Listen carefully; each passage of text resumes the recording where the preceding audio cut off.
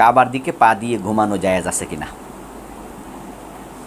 কাবার দিকে পা দিয়ে ঘুমানো যদি জরুরি হয়, হাদিসে নিষেধ নাই, জরুরি হলে ঘুমানো যেতে পারে, যেহেতু হাদিসে নিষেধ নাই। কিন্তু আমাদের দেশে এটাকে দোষণীয় মনে করা হয়, তাজিমের খেলাপ মনে করা হয়। এই জন্য আমরা পারতপক্ষে আমরা এই কাজ না করলে কোনো অসুবিধা তো নাই। সকল জায়েজ কাজ করতে হবে জরুরি তো না, সকল জায়েজ কাজ করা তো জরুরি না।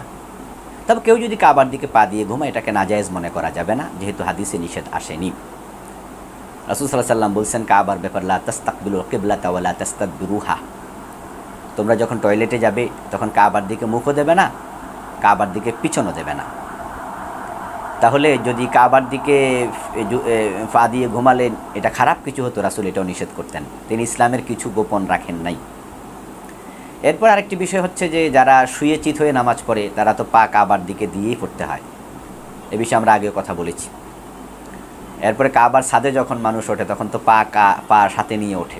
কাবার ভিতরে রাসূল সাল্লাল্লাহু আলাইহি ওয়াসাল্লাম ঢুকেছেন, সাহাবায়ে কেরাম ঢুকেছেন, তারা পা সাথে নিয়ে ঢুকেছেন। তাহলে বোঝা যায় মানুষের পা লাগলে কাবার হুরমত নষ্ট হয় না। এই জন্য কাবার দিকে পা দিয়ে যদি কেউ ঘুমায় এটা নাজায়েজ, গুনাহ, এটা মনে করা দরকার নাই, যেহেতু রাসূল বলেননি। ইসলামে আমরা বাড়াতেও চাই না, কমাতেও চাই না। তবে শুধু শুধু কাবার দিকে পা দিয়ে কেন ঘুমাবেন? সকল জায়েজ কাজ তো করা দরকার নাই। আশা করি বুঝতে পেরেছেন। Permissible in Islam to point the feet towards Qibla while sleeping or sitting?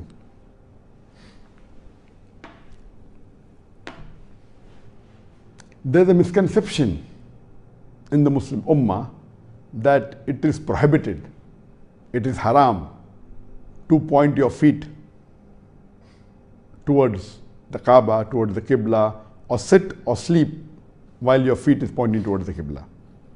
Yes, there are some scholars, I mean there is no evidence in the Quran or Sahih Hadith to say that it is prohibited or it's a sin to point your feet towards the Kaaba or the Qibla. However, there are few scholars who do say that it is makruh, based on the verse of the Quran that the Kaaba is the symbol of Allah subhanahu wa ta'ala, Shair Allah. It's a symbol of Allah subhanahu wa ta'ala. And Allah says in the Quran in Surah Hajj, chapter number 22, verse number 32, that there should be respect for the symbols of Allah subhanahu wa ta'ala. So based on this verse, there are some scholars who have said that it is not haram, but it is makruh. It is not encouraged to sit while your feet is pointing towards the Kaaba or sleep while your feet is pointing towards the Kaaba, because it, in the custom, in the urf, it is a sort of disrespect to point your feet towards the Kaaba. So this is the only evidence, but there is no proof in any verse of the Quran or any hadith or any saying of the Prophet or any of the Sahaba who has ever said that pointing the feet towards the Kaaba is not permitted. It is just some of the scholars, because of the urf, because of the custom, they say this. But the majority of the scholars, they say that it is permissible to sit in a position where your feet is pointing towards the Kaaba or to Qibla, or if you sleep and your feet is pointing towards the Qibla, towards the Kaaba, it is permitted, it is mubah, it's optional. অজু করে শুইতে হবে। শোয়ার ব্যাপারে কেবলার দিকে পা করা যাবে না এটা কিন্তু বিধান নয়, বরং কেবলার দিকেই পা করেছেন, এটাই ভালো। কেন কেন মানুষ মনে করলো যে কেবলার দিকে পা করা যাবে না, অথচ শোয়ার ব্যাপারে বিধান হলো ডান কাত বাম কাত, শুইবে ডান কাতে, এটা বিধান। কেবলা হলো পেশাব পায়খানার ব্যাপারে, পেশাব পায়খানা করতে পারবে না কেবলার দিকে মুখ করে, কিন্তু কেবলার দিকে পা করে শোয়া যাবে না এই কথা মিথ্যে। অতএব এটা উল্টা ভাবে ধরতে হবে, কেবলার দিকে পা করেছেন, তাহলে বাড়ির সবাই জেনে নেক যে না, কেবলার দিকে পা করাতে কোনো সমস্যা নেই। ডান কাতে শুইবেন, গালের নিচে এইভাবে হাতটা রেখে। না, পশ্চিম দিকে পা দেওয়াটা হারাম নয়। আপনি একটা মশলা জেনে নেন, কোনো ব্যক্তি যদি শুয়ে শুয়ে নামাজ পড়ে তাহলে নামাজের তরিকাটা কি হবে? কেবলামুখী হতে হবে না? তো কেবলামুখী, তার মুখটা কেবলা দিয়ে করতে গেলে পাটা কোন দিকে দিবে? পাও তো কেবলা দিকে দিতে হবে, চিত হয়ে শুইতে হবে, সোজা কেবলা যাবে পায়ের দিকে, তারপরে তার চেহারাটা কেবলামুখী হবে। সুতরাং এটা হারাম হলে তো আগে হারাম করে তো নামাজ পড়তেছে, এটা কেমন হলো? একটা ফরজ আদায় করতে একটা হারাম করে লো। সুতরাং এটা হারাম নয়, এটা আদব। এটা আদব হলো যে স্বাভাবিকভাবে এইভাবে না করাটা উত্তম, ভালো। যে পাটা ওইদিকে না, কেবলা এইদিকে, সেই জন্য আমরা পশ্চিম দিকে। কিন্তু সারা দুনিয়ার মানুষ তো আর পশ্চিম দিকে না। আমেরিকা যখন আমরা যাই তখন নামাজ পড়ি পূর্ব দিকে, তখন পূর্ব দিকে আবার কেবলা হয়ে যায়।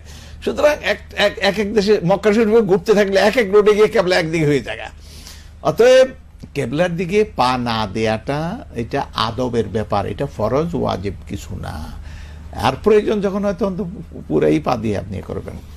আবার দিকে পা দিয়ে বসা যাবে না, ঘুমানো যাবে না, এটা আমরা হাদিসে পাইনি। দেখুন, কেবলার দিকে পাও দিয়ে ঘুমালে বা শুলে আপনার গুনাহ হয়, এরকম কোনো কথা হাদিস থেকে বর্ণিত নয়। হাদিসে কেবলার দিকে পা দেওয়ার ব্যাপারে কোনো নিষেধাজ্ঞা নেই। কেবলার দিকে থুতু ফেলতে নিষেধাজ্ঞা রয়েছে, আমরা জানি। আর কেবলার দিকে পা দিলে সেক্ষেত্রে কোনো নিষেধাজ্ঞা কোরআন এবং হাদিসে কোথাও বলা হয়নি। যার কারণে বিশুদ্ধ মত হলো কেবলার দিকে পা দিলে সরাসরি গুনাহ হবে না। তবে হ্যাঁ, কেবলার প্রতি অসম্মান দেখিয়ে যদি কেউ পা দেয় তাহলে তো সেটা ঈমান ও ভঙ্গের কারণ হতে পারে, শুধু গুনাহ নয়, আরো বেশি হতে পারে। হাদিস থেকে এটাও বোঝা গেল এই মাসালা, যে মাসালা অনেকেই জিজ্ঞেস করতে থাকেন যে শেখ আমরা কি কিবলার দিকে পা করে শুইতে পারবো? কিবলার দিকে পা করে কি আমাদের বেড রাখতে পারবো? কিবলার দিকে পা করে কি আমরা ঘুমাতে পারবো? হ্যাঁ, উত্তর দেন। পারবেন না? পারবেন না? মাকরু, হ্যাঁ, অপছন্দনীয়, আপত্তিকর না, এগুলো মূর্খদের কথা। আর না হলে ওই যেগুলো হচ্ছে নিম্মুল্লাহ, হ্যাঁ, এলেম কালাম নাই, হ্যাঁ, তার বিবেক বলছে হারি এটা কেমন হয়ে গেল, কাবা কিবলাত কাবা দিয়ে পা করে শুইবে, হ্যাঁ, এটা চলে না। আপনাকে মেজাজ দিয়ে ওই আপনার বিবেকে যেটা ধরছে সেটা দিয়ে তো কোরআন হাদিসের আর দিনের সিদ্ধান্ত দিলে হবে না। আপনাকে দলিল দিয়ে সিদ্ধান্ত দিতে হবে। দলিল হচ্ছে যে পেশাব পায়খানার ক্ষেত্রে কেবলা সামনে পেছনে করা যাবে না। লা তাস্তাকবিলুল কিবলাতা বিগায়াতিন ওয়ালা বাউলিন, পেশাব পায়খানা তোমরা কিবলা সামনেও করতে পারবে না, ওয়ালা তাস্তাদবিরুহা, আর পেছনেও রাখতে পারবে না। ওয়ালাকিন শাররিকু গাররিবু, হে মদিনার লোকেরা অথবা সেই দিকে যারা আছো, হ্যাঁ, তাদের জন্য বলা হয়েছে তোমরা পূর্ব পশ্চিম করে বসে। যারা উত্তর দক্ষিণ দিকে বাস করে, উত্তর অথবা দক্ষিণ দিকে বাস করে কাবা ঘরের, তারা পূর্ব পশ্চিম দিকে মুখ করে বাথরুম করবে। আর যারা পূর্ব পশ্চিমে বাস করে তারা উত্তর দক্ষিণ করে বসবে। তাহলে পেশাব পায়খানার অবস্থার বিধান হচ্ছে যে কিবলার দিকে কি করা যাবে না, হ্যাঁ, মুখ করা যাবে না, পেছন করা যাবে না, পা করা যাবে। পায়ের কথা আসলে নেই, সেটা হচ্ছে লজ্জাস্থান বা পেছন দিয়ে নিতম্ব করা যাবে না। বাকি শোয়ার ক্ষেত্রে কোনো আপত্তি নেই, বরং এটি